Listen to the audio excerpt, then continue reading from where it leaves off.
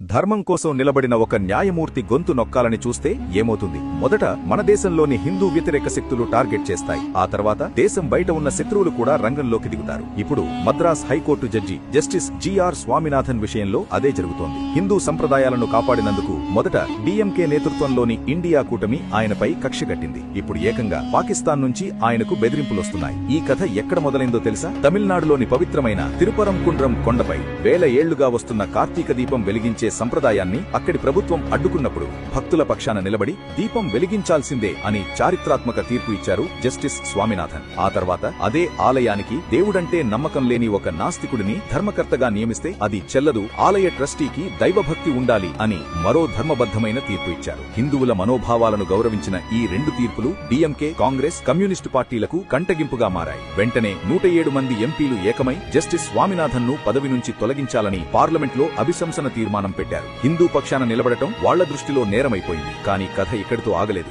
మన దేశంలో హిందూ వ్యతిరేక శక్తులు దాడి చేయడం మొదలుపెట్టగానే సరిహద్దు అవతల ఉన్న పాకిస్తాన్ కూడా తన వక్రబుద్ధిని చూపించింది. ఇప్పుడు పాకిస్తాన్ కు చెందిన సోషల్ మీడియా అకౌంట్ల నుంచి జస్టిస్ స్వామినాథన్ కు నేరుగా బెదిరింపులొస్తున్నాయి. ఒక్కసారి ఆలోచించండి. ఒక భారత న్యాయమూర్తి మన దేశంలోని హిందూ సంప్రదాయాలను కాపాడితే పాకిస్తాన్ కు వచ్చిన నొప్పేంటి? ఇక్కడ డిఎంకే టార్గెట్ చేయడం, అక్కడ పాకిస్తాన్ బెదిరించడం, ఈ రెండింటి వెనుక ఉన్న సంబంధమేంటి? హిందూ ధర్మానికి వ్యతిరేకంగా వీళ్లందరూ ఏకమయ్యారా? ఈ విషయం గురించి ఇంకా క్లియర్ గా తెలుసుకోవాలంటే ఫుల్ వీడియో చూడండి. ఇది కేవలం ఒక న్యాయమూర్తిపై జరుగుతున్న దాడి కాదు. ఇది మన ధర్మంపై, మన సంప్రదాయాలపై, మన న్యాయ వ్యవస్థపై జరుగుతున్న దాడి. హిందువుల కోసం నిలబడే ప్రతి గొంతును అణచివేయాలనే కుట్ర. ఈ కుట్రను మనం మౌనంగా భరించాలా? ధర్మం వైపు నిలబడిన జస్టిస్ స్వామినాథన్ కు మనం అండగా ఉండొద్దా? వేకప్ ఇండియా, ఇకనైనా మేల్కోండి. కులం, వర్గం, ప్రాంతం అనే గీతలు చెరిపేసి హిందువులుగా, భారతీయులుగా మనమంతా ఏకం కావాలి. ఇలాంటి అన్యాయాలని ప్రశ్నించాలి. ఈ విషయంపై మీ అభిప్రాయాన్ని కామెంట్స్ లో తెలియజేయండి. ఈ నిజం ప్రతి హిందువుకి చేరే వరకు ఈ వీడియోను షేర్ చేయండి. జై హింద్.